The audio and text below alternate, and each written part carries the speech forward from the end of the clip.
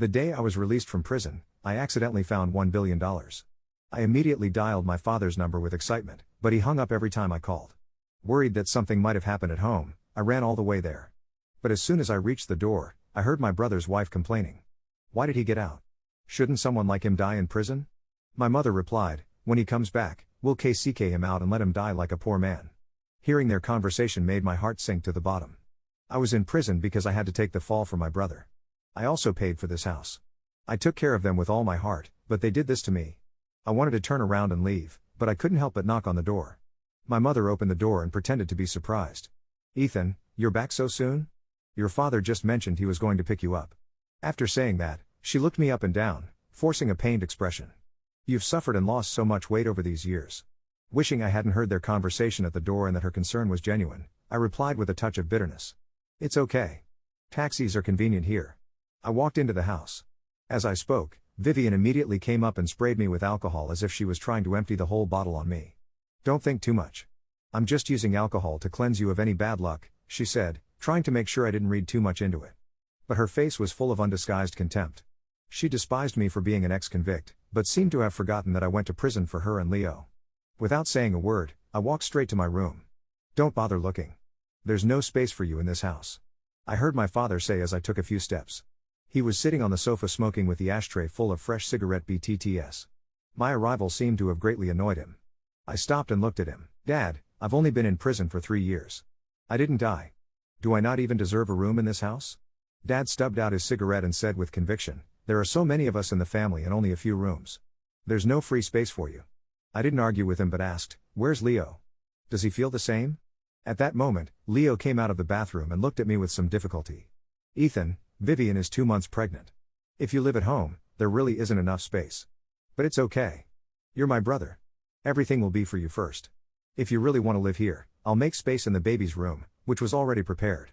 Leo was quite direct with his response. I nodded and said directly, sure, she won't be born for another 8 months.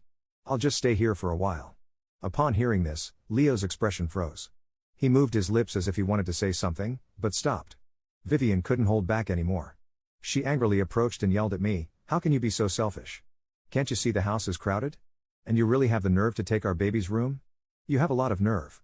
I couldn't help but laugh at her anger. I looked at her and responded. We all used to fit. I've only been in prison. And your child hasn't even been born yet. Why is there not enough space now?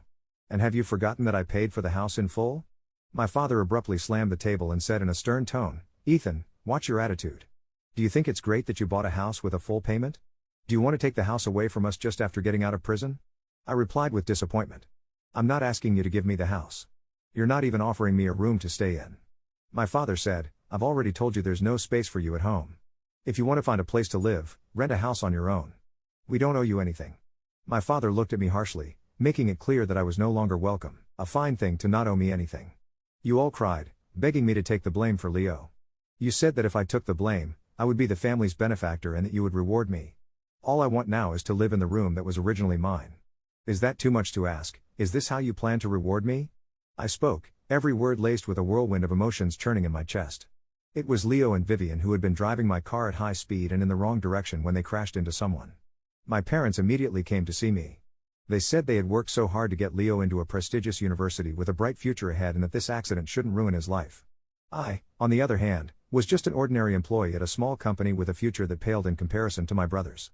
So they begged me with tears in their eyes to take the blame for Leo, saying the family would be grateful and reward me once I got out of prison. I didn't do it for any reward. I did it out of love for my parents and Leo, sacrificing my own future to take his place in prison. To protect Leo, I sold my car, exhausted my savings and lost my job. I paid the compensation, took the blame and endured all the insults on his behalf. 3 years in prison were a torment I endured, but I held on. But I never expected that instead of a deeper sense of family, what awaited me was absolute betrayal. My dear family had become ungrateful people who would discard me once my usefulness was over. Ethan, I know you're upset, but we've also been through tough times these past 3 years. Having a criminal in the family made us the subject of ridicule wherever we went. If you really lived here, we'd be even more of a laughingstock. Can't you think of us for once? Leo, for whom I had given up everything, now revealed his true thoughts. In his eyes, I was now a burden who had brought shame to the family. Any last hope in my heart was completely extinguished. There was no warmth left in this home. All my sacrifices had become the biggest joke. Looking at Leo with a condescending attitude, I said coldly, "Leo, don't forget that it was you who should have been in prison. You are the one who brought shame to the family. If you truly cared about the family's reputation, you should have taken responsibility back then, instead of enjoying my sacrifices, occupying my house, and shamelessly blaming me for not thinking about you." Hearing this, Leo blushed immediately with anger and embarrassment and retorted irritably, "You took the blame, but I've already thanked you. What more do you want from me? You're my older brother. Wasn't it your duty? Do you really need to keep reminding me of such a trivial matter?"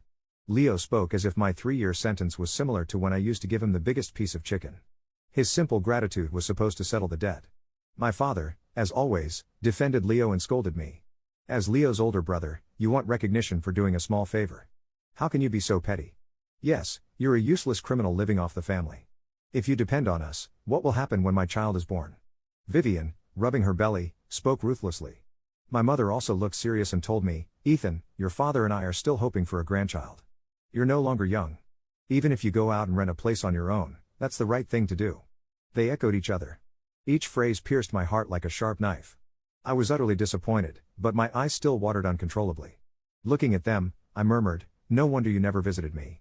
Once, during the 3 years I was in prison, I convinced myself that you were too busy to see me, so you just found me embassing." I tilted my head back, holding back tears, and then asked coldly and clearly, "I'll ask you a question. Are you determined to KCK me out today?" "Yes," my father replied without hesitation. My mother, Leo, and Vivian all had resolute expressions. Clearly, there was no room for negotiation. I couldn't see a trace of affection in their eyes. I nodded and declared resolutely, "Fine, from today on, I cut all ties with you. I hope you don't regret it. This family isn't worth my attachment. The $100 million I had planned to share with you has nothing to do with you now." With that, I left the house without looking back. Behind me came Vivian's resentful roar. "Stop pretending." As soon as I mentioned the money, everyone looked at me in confusion and practically in shock. As I was leaving, they asked what money I was talking about, and I ended up revealing that I had found $1 billion. They doubted it because it was such a huge amount, and I think you readers might doubt it too. But what I hadn't mentioned in the earlier parts of this story was that I found a lottery ticket, decided to play those same numbers, and that's how I won the money. I told my family about this, and immediately they changed their attitude, but not to a happy one. Rather, it turned to more anger because they thought I should give them the entire prize, not just $100 million for Ethan. They argued that if it weren't for Ethan, I wouldn't have gone to prison and found that money. I said that after all the disdain and being caked out of the house, they still wanted me to give them my money. I left immediately without a second thought. After many missed calls and a few weeks of complete silence, I thought I could have some peace, but unfortunately, I was wrong. Can you believe that my own family sued me for the prize money, claiming that Ethan should have been the one who went to prison and seen the ticket? I couldn't believe it and spared no expense on lawyers because I thought it was outrageous. After losing years of my life in prison because of him, they still had the nerve to try to take what was mine? During the entire process, it was almost surreal. My lawyer advised me to stay silent during the trial because the jury might side with my family, but I couldn't hold back when they shamelessly claimed I didn't deserve the money because I went to prison in Ethan's place. At that moment, my lawyer held me back from speaking and showed that I was innocent and that what he did was a crime. He argued that giving my winning ticket to them would be unjust since it had nothing to do with them and requested a multi-million-dollar fine for the unjust imprisonment, with Ethan serving additional time for lying. My family started shouting that it was absurd, that I was ungrateful, and I honestly cried at that moment for all the negative things they said about me, even after everything they had done. Fortunately, the jury voted in my favor, and the judge decided they should sell the house to pay me compensation and ordered not only Ethan's imprisonment, but also my family's for being complicit. I was also sentenced for pretending to be the author of the crime, but the judge only imposed a bail amount that I could easily cover with the prize money. My family was outraged, and while I could have sought to overturn the sentence, I wanted to see them go through everything I went through, and I haven't heard from them since. Do you think I did the right thing?